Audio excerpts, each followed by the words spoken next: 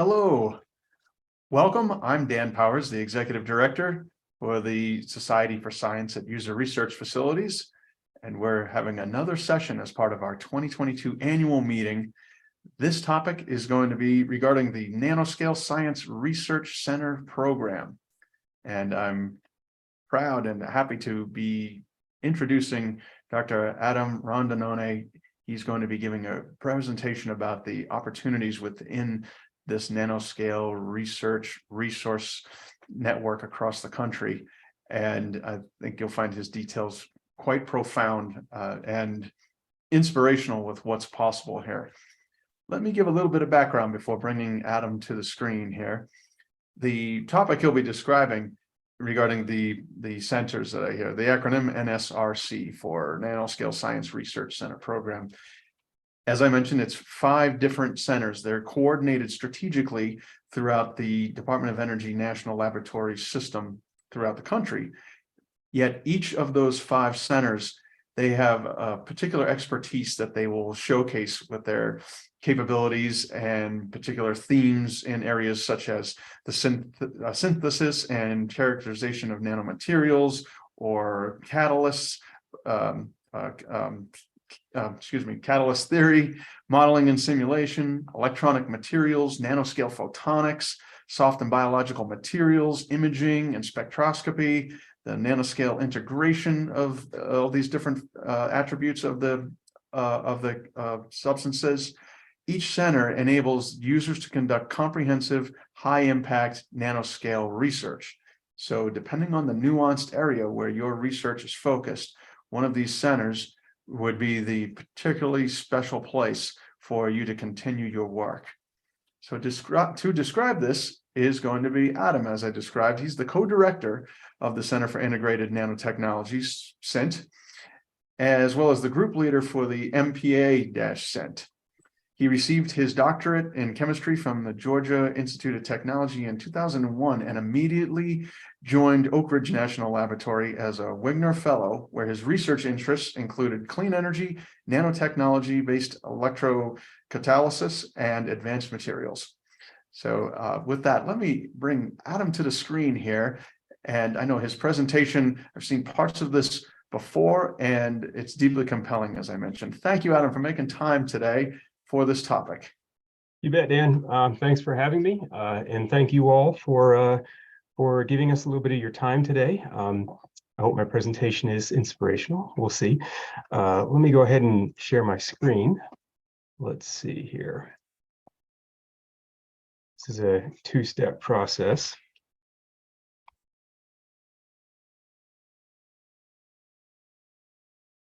Trying to get this. Here we go. Okay. How's that look? Good. All right. Thank you. So, yeah, my name's Adam Rondinone. I'm the co-director of CINT at Los Alamos, along with my colleague Jeff Nelson, director at Sandia. We run Center for Integrated Nanotechnologies, which is a joint user facility between Los Alamos and Sandia, and it's one of the 5 nanoscale science research centers. So I wanted to do a little bit of a history lesson here, and this is relevant for what's going on nationally. And so the National Nanotechnology Initiative was originally founded around 2000, and it was in response to the recognition that nanoscience was inherently interdisciplinary and was going to change the way that we did science. And so it was meant to establish a national strategy to ensure that the U.S. would remain a world leader, that we could commercialize nanotechnology, we could do R&D, and provide infrastructure for commercialization, right? That's the lab to factory technology gap. Engage and educate the public, because sometimes people get a little bit nervous about new things. And then, of course, ensure responsible use of nanotechnology. And this has been a hugely successful effort, in my opinion. I've been with it or have observed it since the very beginning. This is a quote from Chad Merkin last year in Scientific American, that nanotechnology has catalyzed a worldwide effort and spurred an explosion of creativity in the scientific community. And I think if we look around at all of our technologies, right, cell phones and batteries and solar cells and a lot of things that are important to our everyday life and and maybe a future in clean energy, we can see impacts of nanotechnology. The lessons of nanoscience have really been pretty broad. All right. So the Department of Energy, as part of the NNI, decided to establish a network of user facilities. And this is one of the things that the DOE does well, right? We're all here at SSURF. And if we look around, we'll see that most user facilities, ones that are accessed for free, are sponsored by the Department of Energy. And so DOE set up 5 new user facilities, but these are different from other user facilities, right? And what makes the nanoscience centers unique is that we're really cradle to grave type research centers. We're highly collaborative, which means that folks who are awarded time at a NSRC are essentially given free rein to come and go over a period of time as they can schedule resources. And that's different from, say, a beamline, where you're told to come at a certain week and you've got the beam for a week and then you go home. And so people can come to us because we do synthesis, we do fabrication, we also do the characterization that's more typical, we do the modeling in the theory and simulation, like the high performance computing facilities. We kind of do it all, right? So we're cradle to grave. And a lot of our users will come with nothing more than a concept, right? They'll just say, hey, I've got this idea and I need your help to bring it to fruition. But like all of the light sources and computing facilities, we're totally free if you're going to publish in the open literature, and you can pass our peer review. And of course, there are 5 CINT here. We've got the Molecular Foundry, Center for Nanoscale Materials, Center for Functional Nanomaterials, and my old home, Center for Nanophase Material Sciences. All right. As a team, the NSRCs, these are just a couple of our statistics, what we've done over the years. You know, we support 4,300 PhD scientists, 2,700 students in a year, 19,000 publications, 4,700 in high impact journals. This is a cumulative number. We don't do that every year. But I think that as a program, we're highly effective in doing what we do, and we serve a very broad community. Let's see here. I won't go through all of these. Now, each of the centers is located at a or 2 national labs where there are also other user facilities. And lots of our users actually will be users of both facilities or more than one. And we have users who actually go across the centers as well. So at Los Alamos, we've got the National High Magnetic Field Laboratory, which is sponsored by the NSF. We've also got MESA, which is the Microsystems Engineering Science and Applications Complex. It's a 400,000 square foot clean room and office complex, which will be a little bit more important later on in this talk. And then, of course, you've got light sources, you've got large computing facilities, you've got neutron facilities. And so I like to think that we fit very well within the broader DOE portfolio. Maybe I'm biased. Okay, now you just saw Stacy's presentation on the new CINT website. We're very proud of that. There's also an NSRC portal. This is a website which is also run out of CINT, which allows folks to access all 5 NSRCs from a single place. You can go there, you can learn about our expertise and capabilities, you can find our latest highlights and news, and how to become a user at each facility. And as you saw in the previous talk, this portal will be undergoing an update as well, probably not as extensive, but that'll be our next year's project. All right, so because I'm from CINT, I'll say a few more words about CINT specifically. But the truth is, each of the NSRCs is big and impressive and diverse and has lots of interesting capabilities. And so you can take what I say here and roughly apply it to the other 4 centers. But CINT today is 2 laboratories, 4 science thrusts, and 1 leadership team. We have about 160,000 square feet of space, 55 scientists and technologists, a large contingent of postdocs. Plenty of these folks are actually, the postdocs are funded by other programs, but they work at CINT. 900 users this year. We're looking at about 370 publications, maybe 380 this year. We have a world-class research clean room, as does the other 4 centers. We do comprehensive material science, and we have access to host lab institutional computing Those are the large supercomputers. We get time. We provided about 160 or 150 million CPU hours last year to CINT users through institutional computing. And of course, if you're doing material science and you want to add computing as a component, then it's great to come to CINT because we can do that. All right, and we've got 4 scientific thrusts, which are in line with our capabilities and our user interests. In situ characterization nanomechanics is much about electron microscopy and related analytical techniques. Nanophotonics and optical nanomaterials is a long-going strength of CINT. We make metamaterials. We have, I don't know why it keeps moving ahead. We make metamaterials. We make nanomaterials and structures, which are very good at capturing, manipulating, emitting single photons. It's still doing it. I'm not even touching my computer. All right. Maybe my mouse is glitching.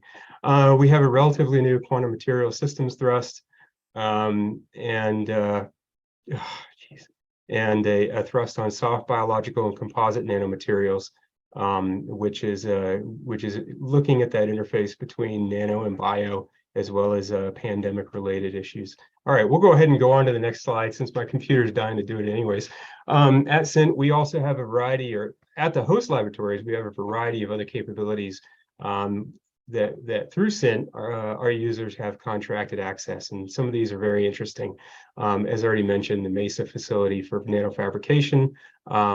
This is a facility that can do design all the way up to fabrication and packaging of microchips at scale.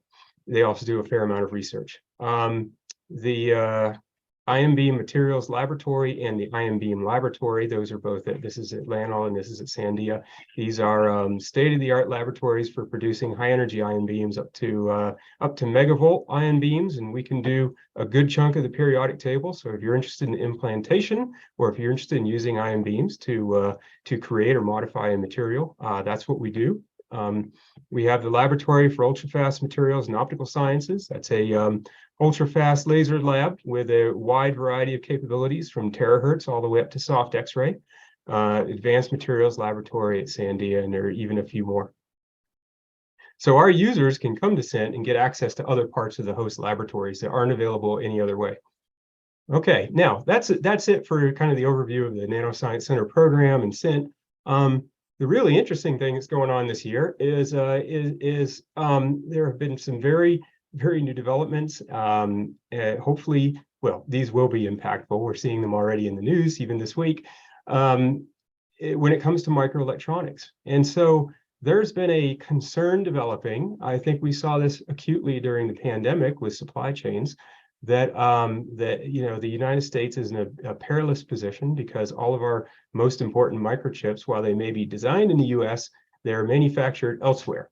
And we've seen something happen with Ukraine this year, and there's an analogous situation could be unfolding in Asia, in Taiwan, where most of our microchips are, I should say, our high-end microchips for the entire world are manufactured. And so there's a lot of concern there that we've actually put ourselves in a position that we may not be able to get the chips we need in the future if there's a geopolitical problem. And since we've already seen one unfold, maybe we should deal with this. So you may have also seen in the news that Taiwan Semiconductor will be standing up a new capability here in Arizona. In fact, I think President Biden was down there, it might have been yesterday or the day before, for that event. It's not just Taiwan Semiconductor. Many other companies are investing in U.S. manufacturing. And then, of course, you've seen the CHIPS Act, right, which was signed into law very recently. All these things are actually part of the same phenomenon, right? This is a national effort to improve microelectronics supply and research, and so it's essentially a nationwide strategy. In fact, there is a strategy document that's available if you're interested in reading it. So this is all of these things we see going on are actually a coordinated federal effort to put the United States in a better position. And so there's a national semiconductor initiative to make sure that we've got a reliable and trusted domestic supply, and that we can maintain our dominance in this area, right, which we're worried about slipping. So CHIPS, which stands for Creating Helpful Incentives to Produce Semiconductors, contains a variety of things which are of great interest to, let's say, the user community and scientists and of course, the NSRCs. A lot of the initial money goes to NIST, but there are really, really big incentives, tens of billions of dollars to onshore semiconductor manufacturing. So now when we see IBM and Samsung and Taiwan Semiconductor announcing new manufacturing in the US, well, that's where this is coming from, or in anticipation of this. A couple of $1 billion for NIST to do research and establish a national strategy, and $10 billion to establish national semiconductor technology centers. We don't really know what those look like yet, or I should say, I don't know what those look like yet, and most of my colleagues don't. But we feel like those would be research centers of some type with a scope that's yet to be defined. And then there was there were a couple other parts of the bill which were really initially standalone and then folded in.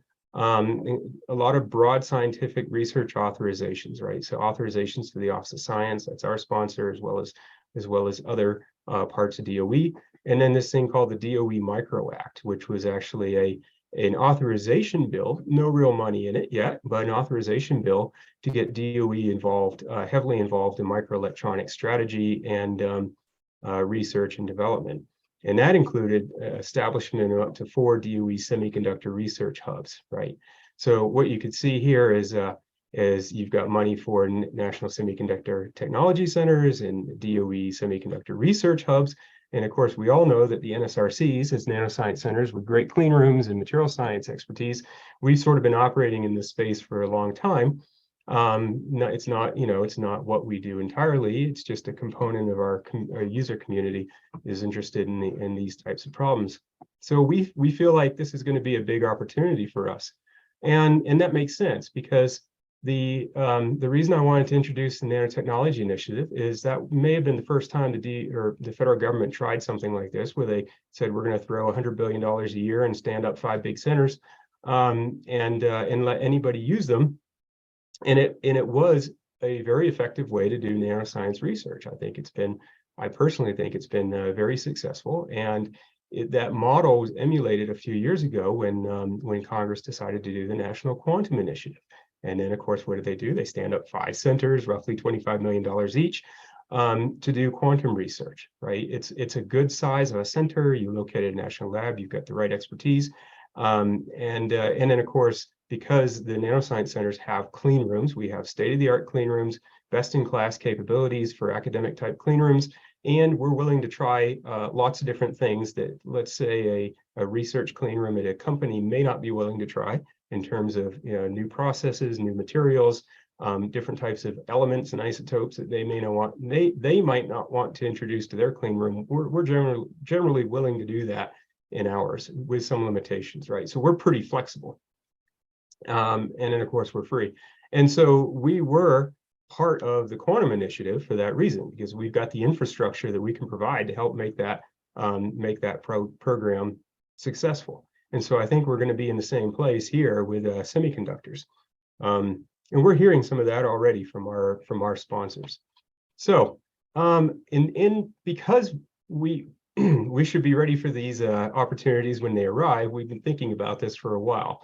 And so we stood up a working group on microelectronics about a year ago with representatives from all 5 centers, meeting occasionally to sort of scope out, what are the needs, what are the opportunities, where can the NSRCs play a useful role. And so in the next several slides, I'll kind of go over what we figured out, right? Where do we fit in the broader or I should say microelectronics research ecosystem.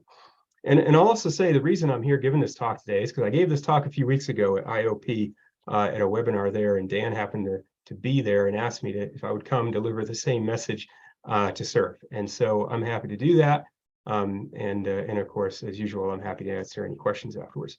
So we figured out that our value proposition for microelectronics is really the fact that we are inherently collaborative because we're user facilities, right?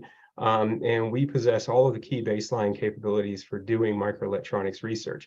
Maybe we don't have, dedicated tools for doing, I should say, high purity processing of some materials.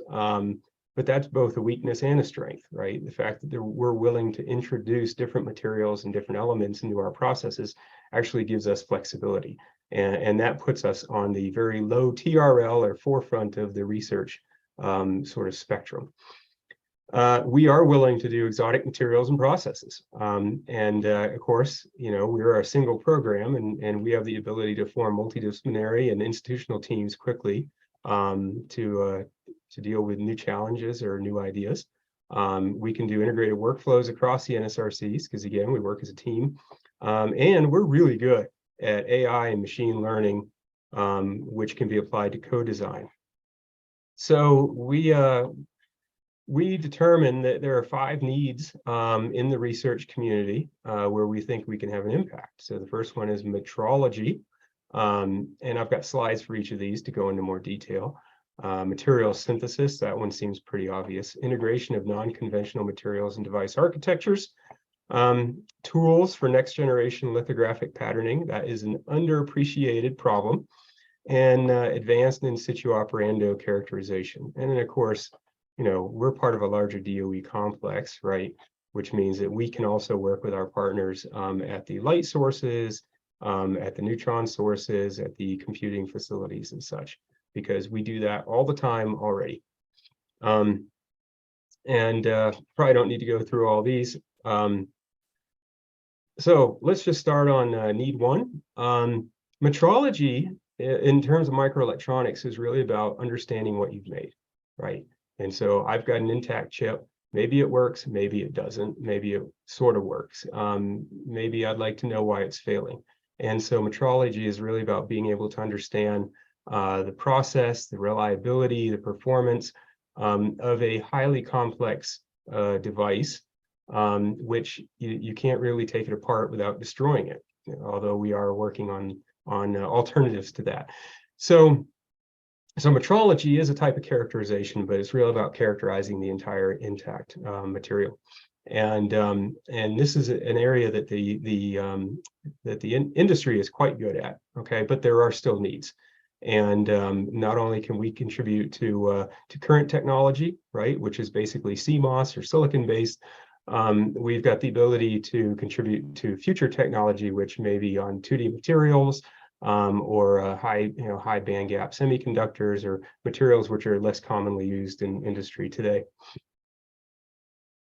And I'm happy to come back if anybody has any questions about the details here. If I go through all of this, we'll take forever. The second need is material synthesis. So the nanoscience centers, we've always been good at new advanced materials. That's our key strength.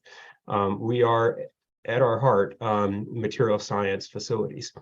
And our material science just happens to be focused on things that are small. And then if we're doing it right, maybe making those small things into big things, or integrating them into bigger things. In fact, Center for Integrated Nanotechnologies is really about taking discrete nanomaterials and integrating those into materials of technological scale, and then fabricating those into technological devices, such as through our clean room. And sorry for this, I'm on the back end of COVID. I'm on my 3rd day of COVID, so I'm actually doing pretty well. And so material synthesis in terms of microelectronics is really about, what are the next generation materials, right?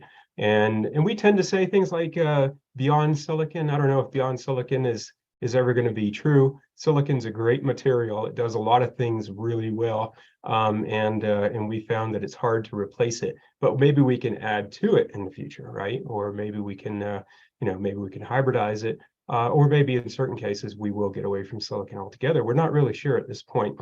But we do know is that the NSRCs are quite good at making advanced materials that have interesting electronic behavior and structures, including things like 2-dimensional materials and stacked 2D materials.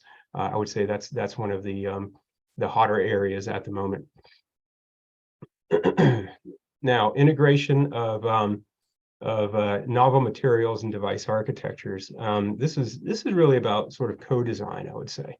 All of today's computing architectures are called von Neumann architectures. They kind of all work the same way, but we like to think about other types of architectures too. And some of these have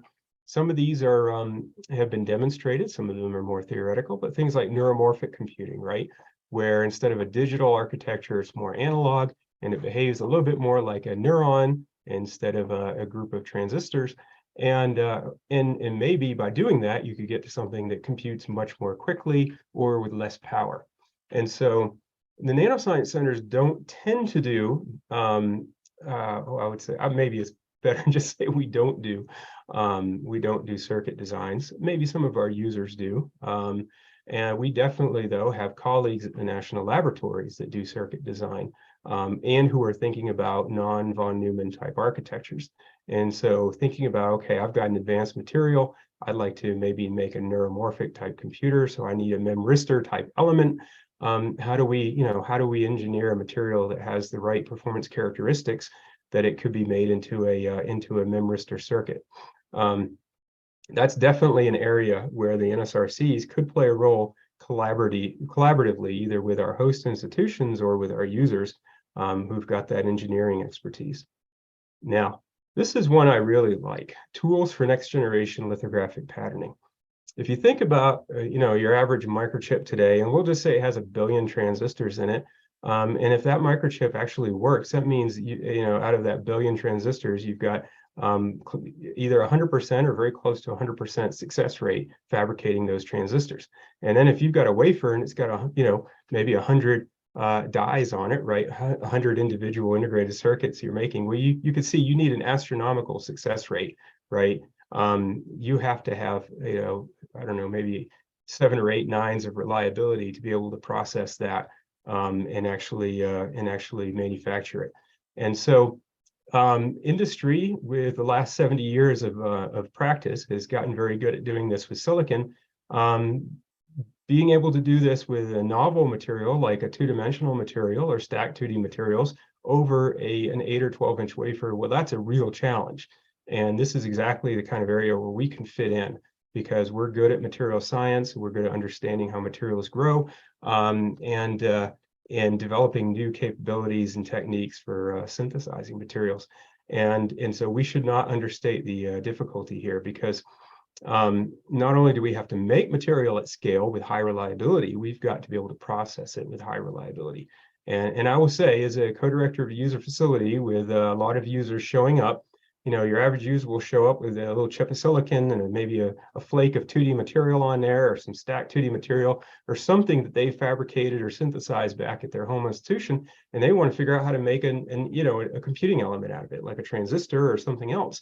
One of the interesting problems that we run across, I would say this is now a glaring problem, is the fact that a lot of cleanroom technologies, okay, so spin-coated resists and e-beam processing, the solvents and temperatures that are used for liftoff, are incompatible with a lot of the advanced materials that our users are interested in, the types of materials that might be of interest in future semiconducting industry. So not only do we need to figure out how to synthesize and grow material at scale, we've got to figure out how to process it, because all of our clean rooms today, and this goes for the NSRCs, this goes for every university clean room, and then, of course, without saying, industry clean rooms, they're all based on CMOS or silicon technology with materials that are tolerant of solvents and temperature and e-beam and ion etching. And so whereas a lot of the advanced materials we're thinking about are sensitive and don't like those things. And so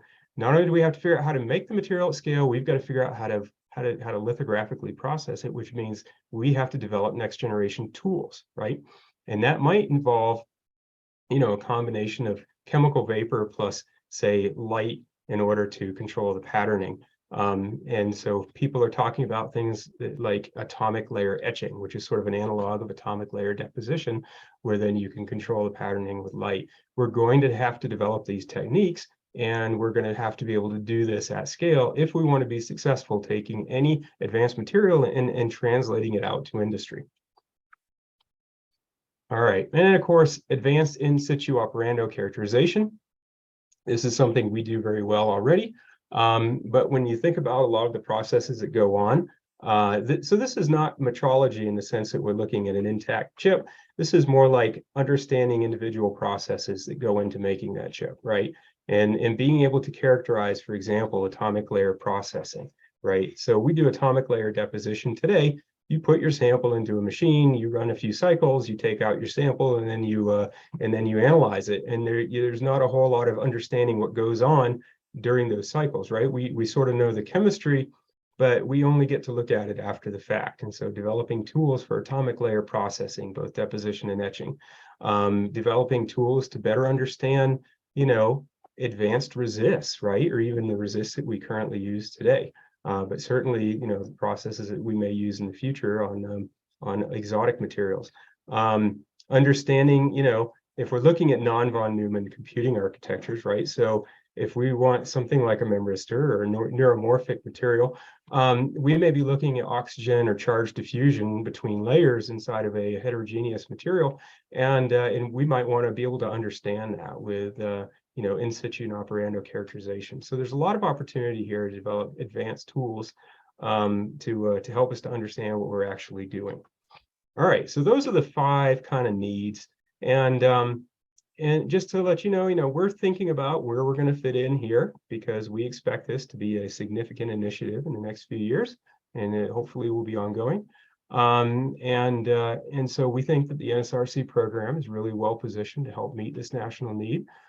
We can do it all. We can do materials, processes, characterization, simulation, and of course, as user facilities, we'll take all comers.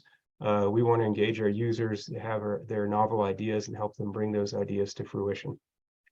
So that's the end of my talk. And if you've got any questions, I'm happy to entertain those. Okay. Thank you very much, Adam. That was fantastic detail. I got, of course, more the second time hearing some of that. I'm curious right off the bat, you mentioned working with users with any given novel ideas. Would there be proposal deadlines or another type of, in essence, protocol for how users would engage with this particular realm of research? Not at the moment.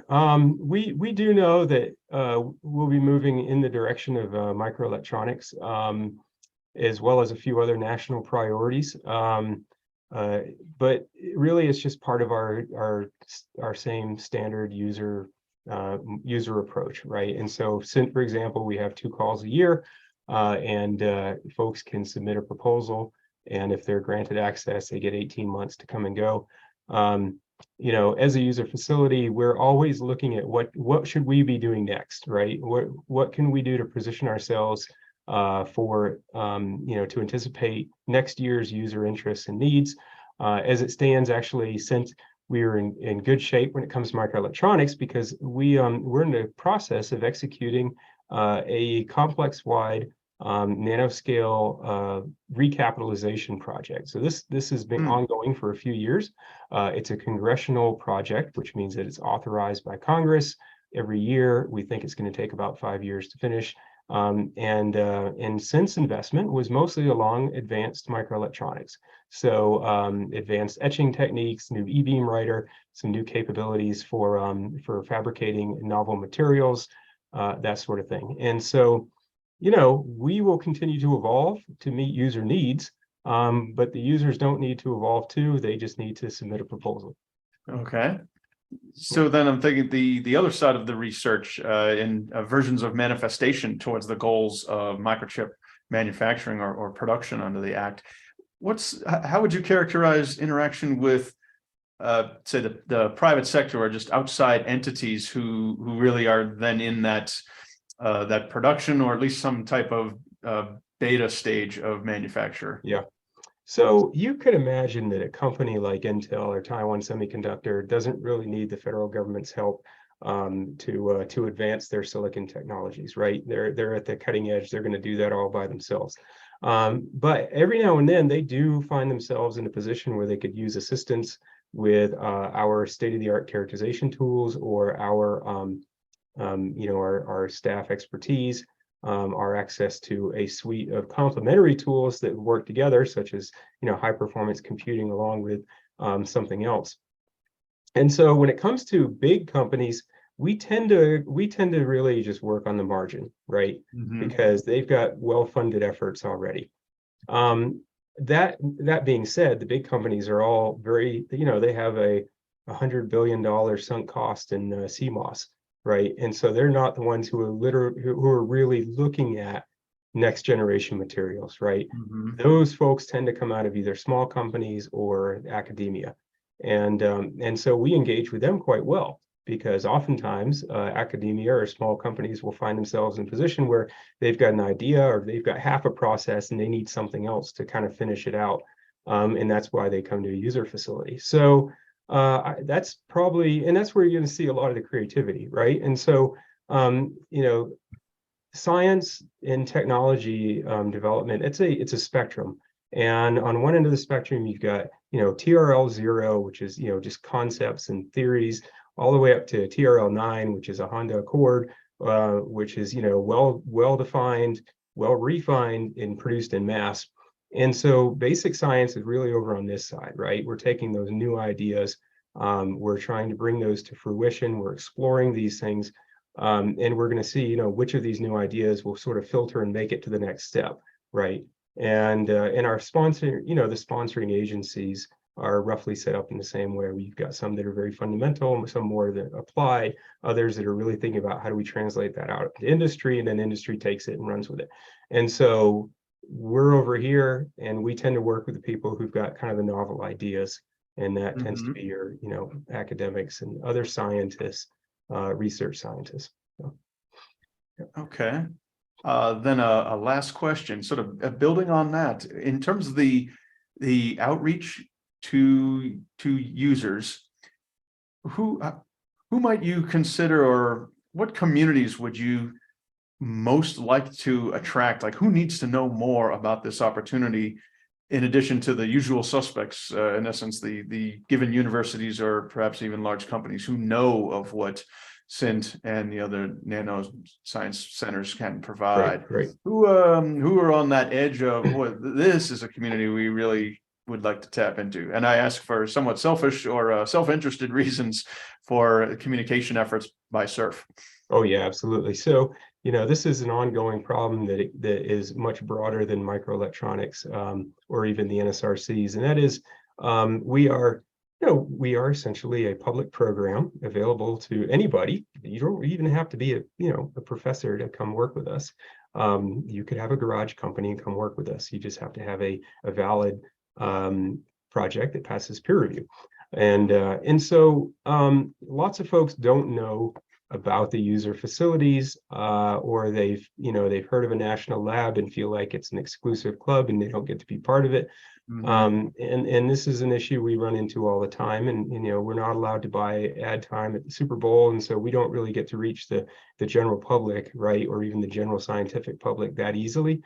And so it does tend to be a group of people who know the system and who can continue to utilize the system, and they tend to be at like the R1 type schools, right, the big research schools with folks who have a lot of research dollars. Now, I will say, our sponsors have gotten very interested in the concept of diversity, equity, and inclusion, and underrepresented communities, and we welcome this, because it's really great to, we need a bigger tent, and we want more people to come, and so I think the question is how do you get to an R2 school, right? And how do you get to a minority serving institution and let them know, hey, we're here and we're open for business. Why don't you take a look and see if there's an opportunity? And so this is what your previous speaker, Stacy, who's our outreach coordinator, she thinks about this quite a bit. And we, it's a real challenge. And so some of it is you just have to kind of get out there and beat on doors and say hello to people. And that is, take a visit and go talk to folks. Also, making sure that we have a highly accessible website was part of my plan for doing that. Okay, because a lot of folks, unless they run into you at a conference, right? The very first time that there may be bilateral communication would be through email or website, where they are looking and seeing, oh, look, I'm going to learn about CINT and reach out and see if they'll work with me. making it clear that we are not a club that has to be joined, that we want everybody who's got an interest to talk to us. And so making ourselves accessible is also part of that. But of course, I think one of the things SSURF can do is it would be great to think about, could you do targeted advertisement in scientific literature, in the type of scientific literature that's going to be viewed by folks from minority serving institutions, or folks who are less typically engaged, right? The non-R1 type schools, so regional schools and private schools and such. And so I don't really know what the answer is there. I think it's a good idea, but definitely there's a need, because we run into this all the time where folks either haven't heard of us or they've got the wrong idea about a national laboratory in secret city and you can't visit and that kind of thing. And none of that's true. Right. Well, thank you. You and your colleagues are providing the opportunity there, as you were just describing, and we can be a resource to more so get the message out into those other communities. Had that experience with at the Materials Research Society conference last week, with nearly every grad student I spoke to was not aware of the network of labs that they could tap into beyond the one they were already working with. So we'll continue to spread the word. Thank you. It's inspiring as I'm taking notes here on what the capabilities are and what the purpose is, the next iteration of some of our industries and all types of technologies that will enable our lives to be better. This is what makes it so compelling, the sort of work that you're doing. And thank you very much for taking time today to explain this. Thanks, everybody. We'll continue to share this presentation with others and prompt more conversation. So thank you, everyone, for your time today. We look forward to seeing you at one of the other sessions during the 2022 Society for Science at User Research Facilities annual meeting, with several sessions still to come tomorrow. Thanks.